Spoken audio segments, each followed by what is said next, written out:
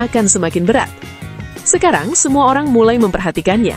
Itu bagus, tapi juga berbahaya karena ekspektasi akan meningkat, ujar Rossi.